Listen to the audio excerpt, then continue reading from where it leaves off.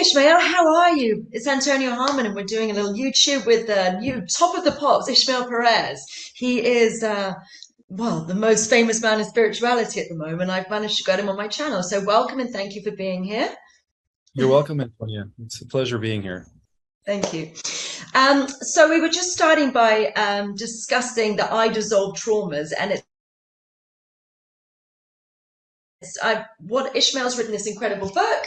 If anyone hasn't got it yet, it's brilliant. It's very interesting. It's sort of the history of what's going on in the world and what's going to be going on going forward. So it's been a huge hit, and he's everywhere in the spiritual channel. So he talks about basically the waking up of angels and the waking up of people becoming their God selves. Which I think God with a small g, isn't it? Yeah, I think we are, and I've always maintained that we're all gods and goddesses who've got no idea what we truly are and the abilities. And I've spent the last 20 years awakening abilities. So with that in mind, we were going to do a little healing. So I'm going to do this on Ishmael, but if anyone else is watching this, you can join in and you can get the benefits of the healing too, just by watching it and following along. So what we're going to do is dissolve a trauma. So something which is very severe. So when you think about it, it makes you feel very upset. And so like a 9 or a 10 or an 8 out of 10 severity, and then you sort of you think about it, you grade it, and I dissolve the resonance with it, and then it just becomes empty of emotion. The Buddhists call it non-attachment. I call it fast track forgiveness, but intrinsically you're cool with it. And then that's what I do also for diseases. I have a textbook that tells you the emotional reasons behind diseases. I dissolve that resonance, and diseases fall out of people really quickly. So what's your issue you'd like us to work on, please, today?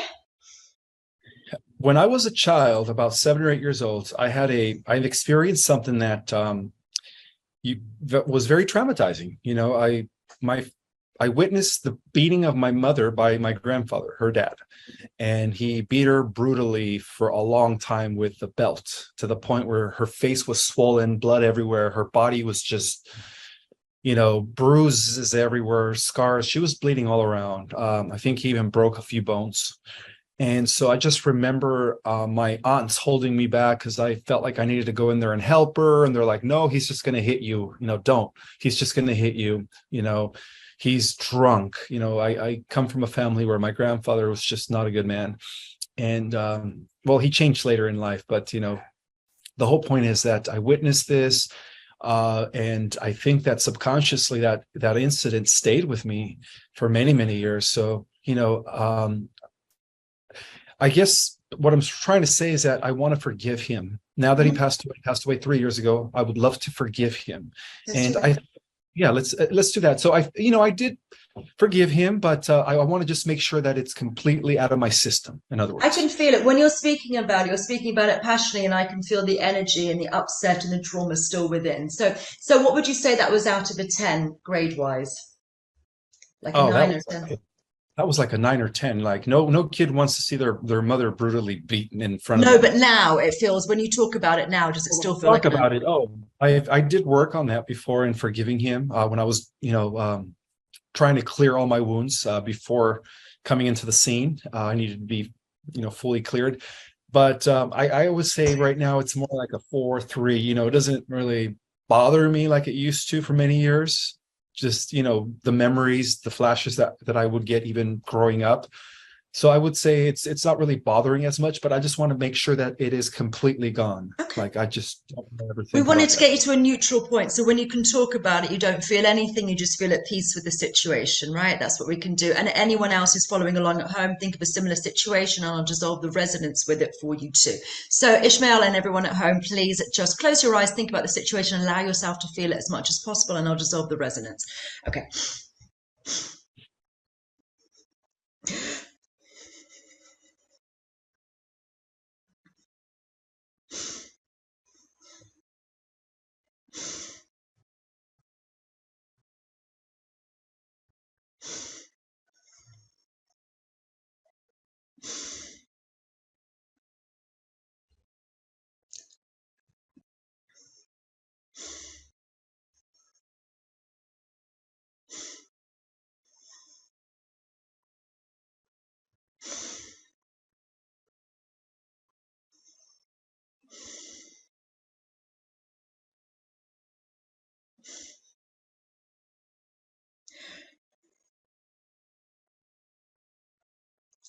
Okay. How's that feeling now? Hmm. Very serene, very relaxed, very like very cleared, very cleared. It should Yeah. be empty, so it should just be you can see the facts of the situation, but it no longer triggers you, it no longer elicits emotions. Yeah. Like now I could think about it and it doesn't like, you know, enrage me or, Nothing like it happens. used. It Yes, should be it's not. nothing. You want no reaction to it at all, because any reaction is like it's animated and it's this pain. It should just be peace or just emptiness, really.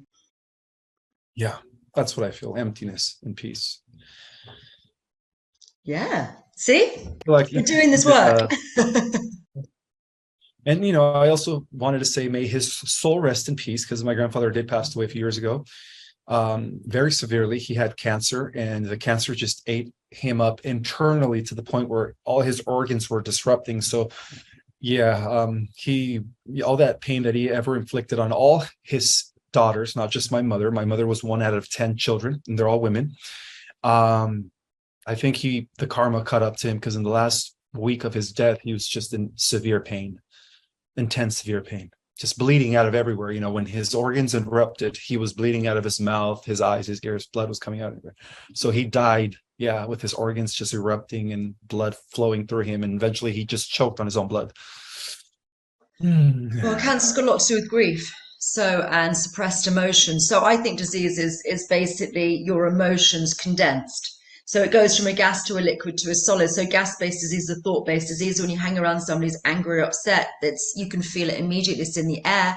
And then so that's a thought-based disease, a gas-based disease. Then you've got a liquid-based disease. And to get a liquid-based disease, if you put enough gas into a finite container, it eventually becomes a liquid. And a liquid-based disease is like a cyst or chronic pain. It moves around and flows like a liquid. Or something like a cancer is solid. It's hard as a rock. And it's just those thoughts condensed, condensed, condensed.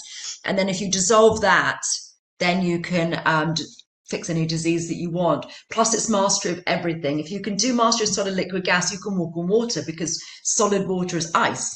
So if you get that, you can do that. And then you can also do instant manifestation. You can do all the miracles if you get mastery of solid, liquid, gas. That's where I'm going. That's what I'm playing with. That is so true.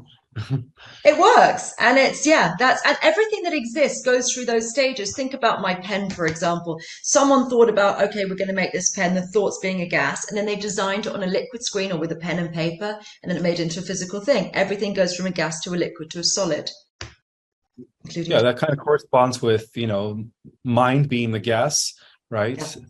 Um, action being the liquid, and of course, the outcome being the solid. Makes perfect sense.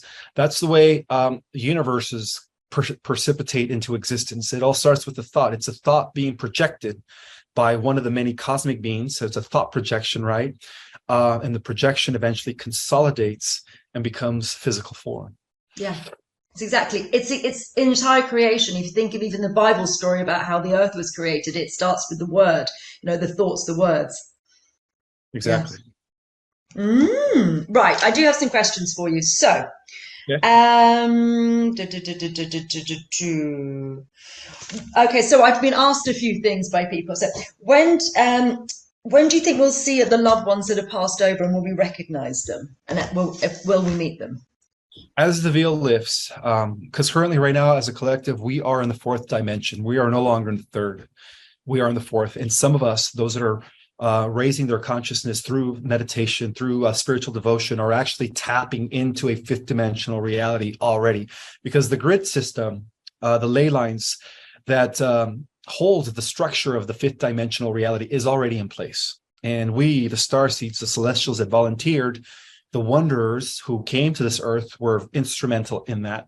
So I would say that the moment we shift as a collective into the fifth dimension, all of our loved ones that had recently passed away within the last few years to 10 are going to already be there, waiting for us in the new earth.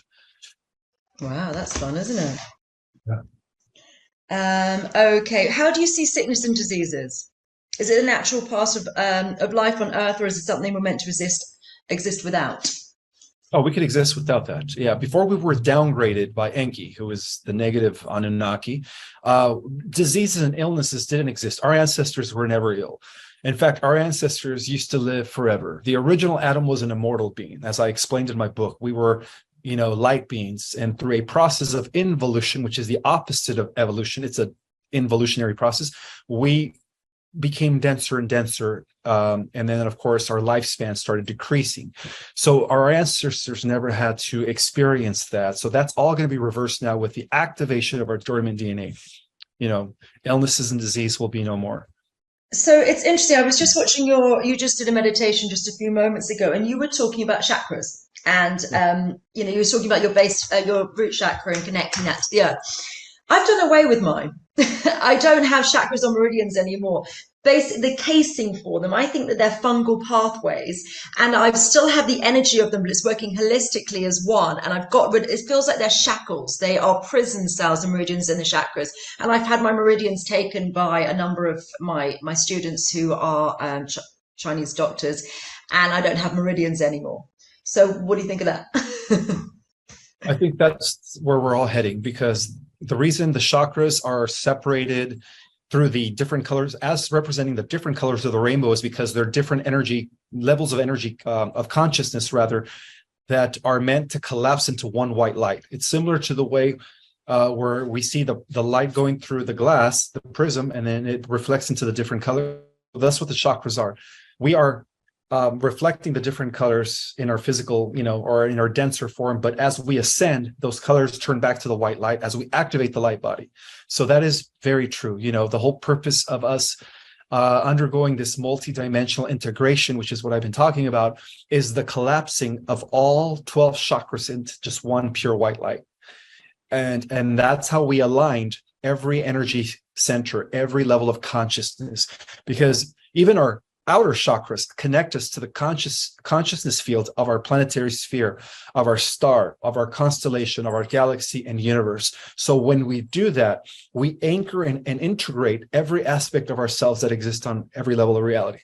And that is when when we no longer have chakras, we just become one pure white light.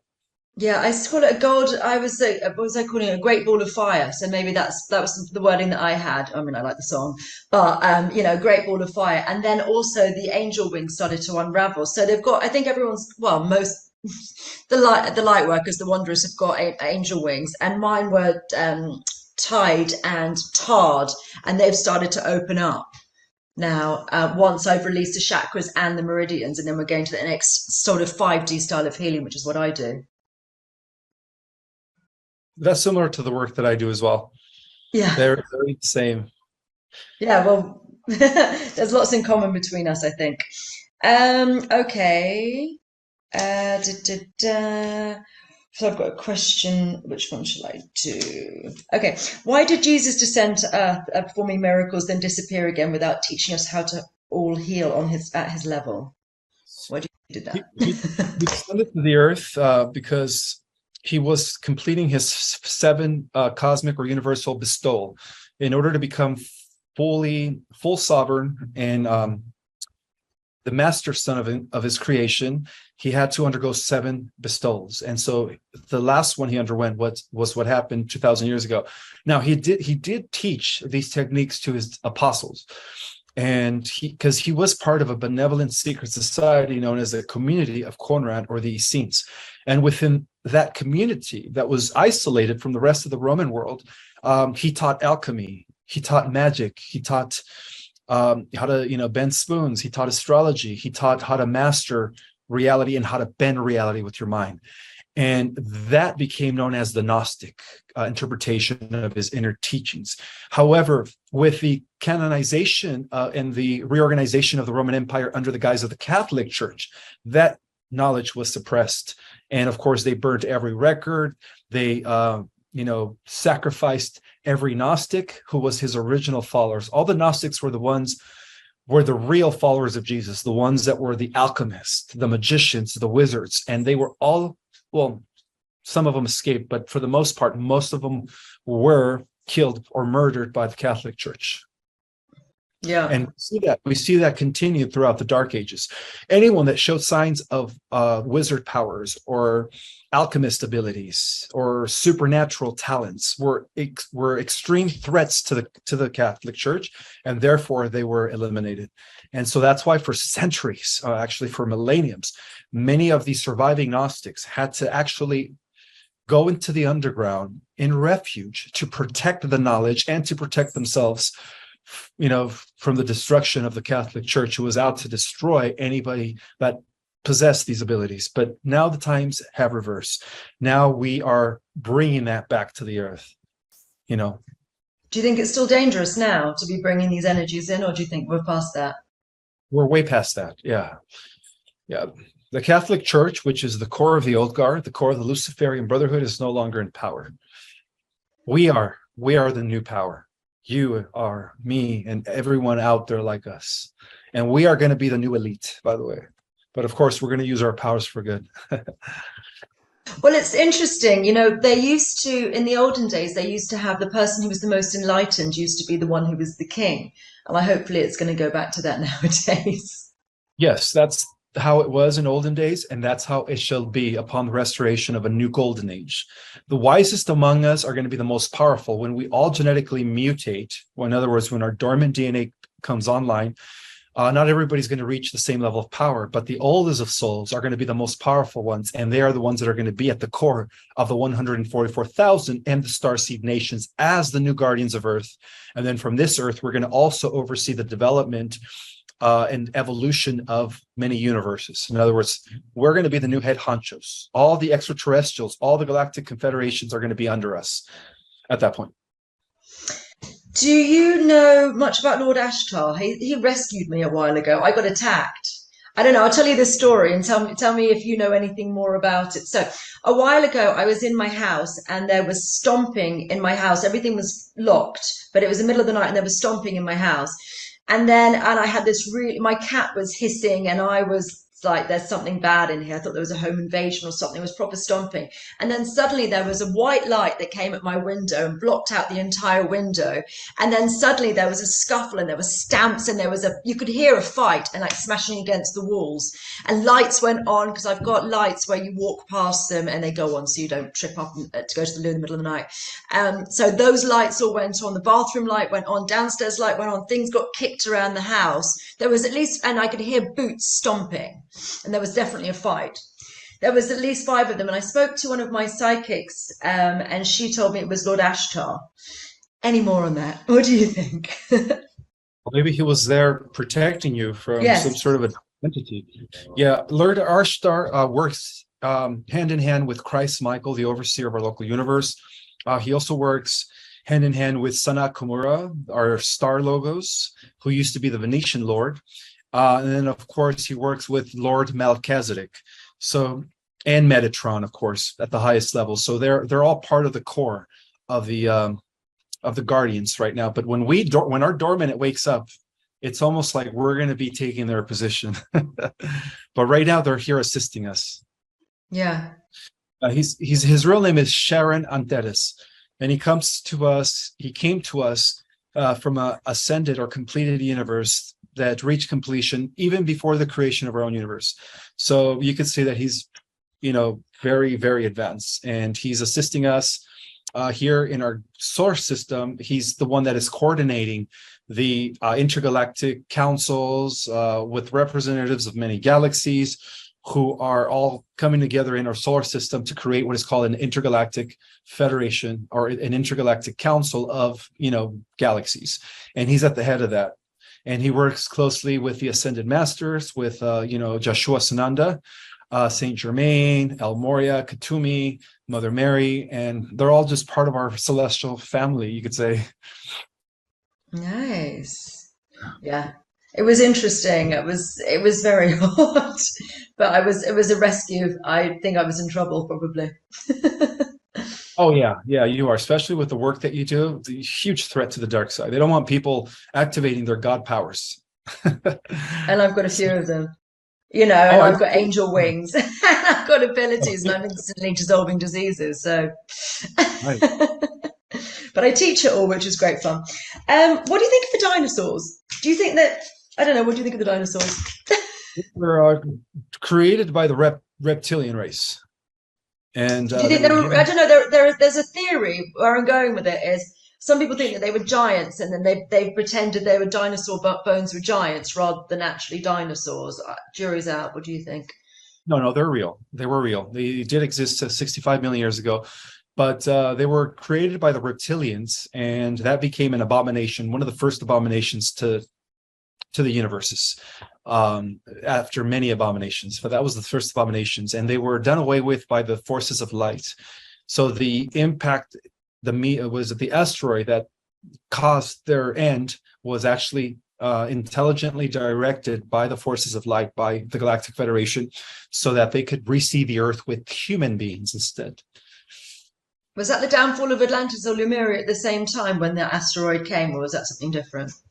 No, that was something different. Yeah, yeah. Lemuria didn't come around until about 2 million years ago. The dinosaurs were around 65 million years ago. So in Right. order to prepare the first great seeding here in our solar system, and in order to bring forth the human race here in our solar system, the forces of light needed to eliminate the dinosaurs, because the reptilians, unfortunately, planted the seed long ago. And that was their way of trying to be territorial with our planet, but it didn't work, you know. So you said everything's done now, so we've got rid of the dark forces. So what's the next step? What's going to be happening in the future for everybody? Well, as our dormant DNA becomes turned on uh, more so each and every day with new CMEs, with powerful X-class M flares CMEs coming in, and of course, as we anticipate the final solar flash, we're looking at nothing but just peace for 1,000 years. And at the end of that 1,000 years, we are going to have one last clash with the AI god Omega Saurian and the AI timeline that was currently created by the big tech companies that are currently existing. So we're going to have one final clash against the beast, which is artificial intelligence. But at that point, we're going to be so advanced, we're going to be using so much dormant power or dormant DNA that our abilities are going to be beyond God. You know, we're going to have access to unlimited powers. When do we think the solar flash is going to happen? You were predicting it kind of now, weren't you, a little while ago? Or what do you think on that now? I think it's going to happen. You know, it's best to just expect it any day now. But I did predict in my book that by no later than 2023, 2024. So it could happen any day. Mm. Do you think it's all going to happen? Do you think that it's going to be incremental people's powers coming, or do you think suddenly the solar flash is going to happen and then everyone's just going to start flying or something? Not everyone's going to have that ability. A group number of us will. You know, some of us are just going to be able to control the elements. Some of us are just going to be telepaths. Some of us are just going to be teleporters. But then there's going to be a smaller number of us who are going to have multiple powers. And then there's even going to be a smaller number of us who are going to be like the gods. Like they're going to be like the restored Olympians, gods and goddesses, overseeing all the superhumans and the metahumans. You know, keeping them in line and in check, who are going to have abilities where beyond, you know, flying, beyond teleportation, beyond emitting, you know, electricity through our hands and laser beams through our eyes. They're going to have powers that is going to allow them to pretty much bend reality with their mind if they wanted to. And that is the ultimate power, by the way. See, the thing is, you know, as Voltaire, I know, was originally, but then it went to Spider-Man. With great power comes great responsibility. The problem with instant manifestation is it's very dangerous for people who have AI in their brains, or they have chatter, or they have anxiety. I think anxiety is AI. But if you have any sort of negative thoughts in any way, and you're in the dark and you're like, oh, I hope there's not a monster there, or I hope that spider doesn't do something, it's exceptionally dangerous. You've got to be very calm and know yourself and not going off down rabbit holes emotionally. Otherwise, that's exceptionally destructive. Look at people's diseases. Yeah. Yeah, you're right. So that's why we are in the training mode right now, where we are giving an opportunity to control our thoughts and our emotions, you know, to the point where we are mindful of everything that we think. And if we don't like it, we change it immediately. And we shift our focus to things that are positive, to things that, you know, we want to see manifest. So right now we're still in the training ground before we graduate to gods and goddesses, which is going to happen very soon. So I hope everyone is taking this opportunity to really master their thoughts, because you could be one of those few who, through the power of your thoughts, you're going to bend reality at will. So that responsibility is only given to the ones that are the most powerful beings in the multiverse, the oldest of souls, the ones who could actually handle all that power and not abuse it, of course. Do you think they'll get taken away if people do end up abusing these abilities? Do you think, or if they, I don't know. Well, I believe that the oldest of souls, who are going to be at the cream of the crop of this upgrade, who are going to have all the abilities plus the ability to bend time, space, warp, reality at will, are going to have such a big heart that they're just going to make sure that those underneath them do not abuse their powers. So whoever they are, they're going to be the most powerful beings and the most beings full of compassion and love for all living things.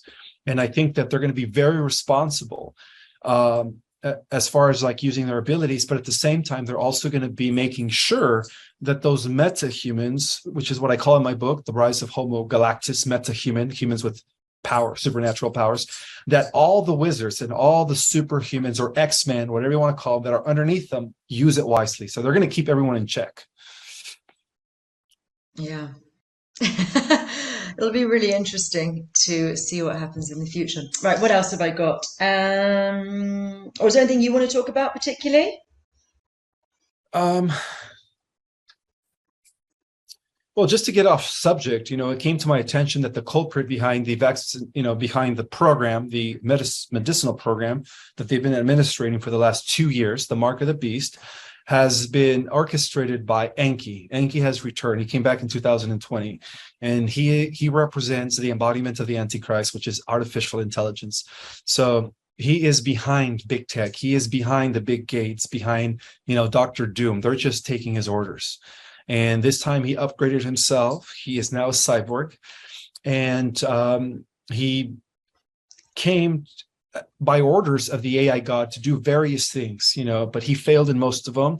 However, he was successful in building a Draco Anunnaki drone soldier by harvesting some of our galactic genetics and then mixing it with advanced AI, with Draco, Zeta, and some other alien groups to create something, or their version of Human 3.0, which was intended to compete with God's version of Human 3.0, which is going to be us. So we don't have to deal with that issue till the end of the millennium. So that's another, that's going to be part of the final war against evil at the end of the 1,000 years of peace that I was talking about.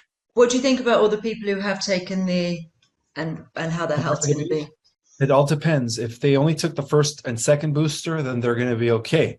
But the reason that they're administrating the third, fourth, and now fifth is because they're upgrading the computing system in their bodies so that when the Internet of Things turns on and the 5G, they could all be linked to the board, which is already in place, aka Skynet, right? All these movies warned us about this. And those that took the third to the fifth booster are unfortunately going to lose their individuality, and their mind is going to be totally controlled by the Borg. So that's what's going to happen but at the nick of time, that's when the solar flash takes place. And for those that only took the first or second boosters because they woke in the nick of time and realized that, hey, wait a minute, I shouldn't take the third or the fourth. Fortunately for them, the solar flash is going to act as an EMP to nuke all the nano graphite, and then they're going to be able to ascend and not go into the negative AI timeline like those that took the third, fourth, and fifth booster. Right. Interestingly, a friend of mine, she does Airbnbs in her house, and she's noticed yesterday, because she's always checking her phone and checking the Wi-Fi, and yesterday she had all these guests staying in her house, and there were all these funny numbers of Wi-Fi numbers, and she was wondering if it's people having the jab because, they're radiating something, or they've now connecting to Wi-Fi in some capacity. Oh yeah, it's happening, especially those that have the third and fourth boosters. The reason that they kept coming up with new and new boosters is because they're upgrading the, microscopic computer device that they installed in people's bodies. That's what all they're doing is they're upgrading the software. So it makes perfect sense. Strange. I know you've got to go in a second. Right, let me just see there. I still have about five minutes. 5 minutes, maybe 10.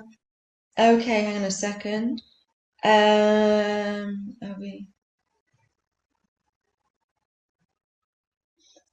So what does it say? Did it take a wave of star seeds or other beings from other higher realms to incarnate in order to be able to manifest healing abilities? Do you think we've always had these healing abilities and it's just at the time now, or do you think many people have had them over time, or what's going on with all of that? Well, we still do, because remember, the future and the past and different timelines are still coexisting with this one. From a higher dimensional perspective, we're still high priestesses and goddesses and gods in Atlantis. We still have these powers. So it's just a matter of anchoring those aspects of ourselves so that we could have full memory of these abilities. So yes, we've always been healers. We've always had these abilities. In fact, the reason why they're putting out so many movies and TV series regarding superheroes and superhumans in the last 20 years is because they're prepping us for what's coming. So it's just a matter of remembering. So yeah, these powers we've already had, especially the star seeds. And you think there's 144,000 star seeds at the moment on the mission? Is that your thinking? Welcome back. Yeah, sorry about that. I guess talking about AI totally threw off my Wi-Fi signal. Right. So, yeah. So, what do we think? What else would you like to talk about, sweetie? What else do we talk about? We could just let everyone know that we have nothing to worry about, that our dormant DNA is about to come online. And as you asked me, is it going to happen all simultaneously, all at the same time, or instantaneously? No, it's happening in increments. However, when the final release of the sun takes place, it's all going to happen like within a blink of an eye. We're going to go from being Homo sapiens sapiens to Homo superior or Homo galactics. Do you not think it's going to hurt? Because I've been doing this, and I've spent a lot of the last 20 years in a trance state, awakening my dormant DNA and energy system to be able to be where I am now, and it's been a lot of pain. It's been very physically painful in my body to be able to do it as things are actually shifting and changing. It's like super DOMs. My ex was a Muay Thai fighter, and their training is like what a soccer player does, the whole training session, and then they start hitting each other. And just being around me, his DOMs was worse than doing heavy duty Muay Thai, Thai boxing training. So it's been really. I don't know that it can happen instantaneously. I don't know that our bodies will be able to maintain it. I mean, I can now, because I've sort of led the charge and I've got students, but they still get some of the pain. But me being slightly ahead of the curve, it does bloody hurt. I'm not sure people are going to be able to get the superpowers instantaneously. I don't know if their bodies will maintain it, or do you think we've progressed enough to make that okay now? I think some of us will be able to, you know, yeah, it's going to be like I said, not everyone's going to have the exact powers. Everyone's going to be on different levels of superpowers, but I think those that are meant to be extremely powerful are going to be ready. They're going to be ready. But again, it's happening in increments already, so it's already leading to that. And Yeah. yes, there might be some bodily aches as our bodies shift from a carbon base to crystalline, but that's just part of the prophecies, and that's just part of the unfolding. And I think that once we're fully in our new state with our new modified bodies, the pain is just going to be part of yesterday's news. We're no longer going to feel pain anymore because our bodies are going to just be indestructible. Yeah. It's just tired and aching. So you've got some courses and things. Do you want to tell my audience about what your products are beyond your book? Well, for those that haven't had the opportunity to order my book, it is taking the world by storm. It is activating many celestial starseeds worldwide. That book is just, they say it's like they're saying it's an activating book. The moment each chapter has a trigger that will actually remind you of your, who you are and your purpose here on the earth. So it is a book like no other, restoring cosmic information back to the earth in preparation for the ascension. And I also teach starseed cosmology courses, which I go in depth regarding the history of the galaxy, the cosmos. It's like my entire 22 years of research crammed up in 6 hours. 6 hours, 2 hours a day for 3 weeks, once a week. So, and you get to interact with me in real time and ask me any questions you want. And I also teach you my meditative techniques that are going to help you align and connect with your higher self so that you can begin accessing your own Akashic records. So that's part of the treat that I give at the end course is that bonus. I teach you two powerful methods that will totally enhance your abilities. And what else? What else? Oh yeah, I'm going to be doing a second edition for Art Cosmic Origin with a new chapter added that is going to segue into the next book. So that should be ready to go in about a month. And how many copies have you sold of this? Because it's blooming everywhere. How many you sold? I have no clue. I don't keep count, but I know that it's just once people read it, they refer it to everybody they know because it is like the next level disclosure. It's not just talking about aliens. I mean, it's talking about the suppressed history of our galaxy. That's information that has not been on the Earth for thousands of years, since the days of Atlantis. So And how do people sign up to your courses? they could go to a website called themysticarts.org, or I could just give you the links. And if you want to put them on the description. And I teach the Starseed Cosmology course in that website, themysticarts.org. Also, it is in my link on my Instagram, which I'm very active in. My Instagram is Project Restoration Zion with the number 1. It's only 1. Just make sure you put it all together, Project Restoration Zion 1. And the link is also there. And my book, you could order it through Amazon. Fantastic. Okay, so yeah, you can send me the links and then we can put them so people want to do courses. When's the next time you're teaching your courses? I'm booked all the way to the end of the year. So about 2 weeks ago, we just opened up the January class, and that is already filling up. So if you guys want to jump on it right away, secure your spot for January. Otherwise, you guys are going to have to wait till February. How many people do you have in the course? I only take about 100 people at a time. Right. Yeah. Yeah, we want to make it personable. We want to make sure that everyone gets their questions answered. So I do about an hour and 15 minutes of content deliverance, information, knowledge, and then the other 50 minutes, 45, 50 minutes, it's open up for questions and answers, and anyone could ask me. And we're interacting. We're actually talking to each other the way me and you are right now. So it is beautiful. Fantastic. Cool. All right. Well, thank you very much for your time, Ishmael. I've really enjoyed our interview and yeah, look forward to speaking to you more in the future. Thank you, everyone. Thank you, Antonia. I turned the recording.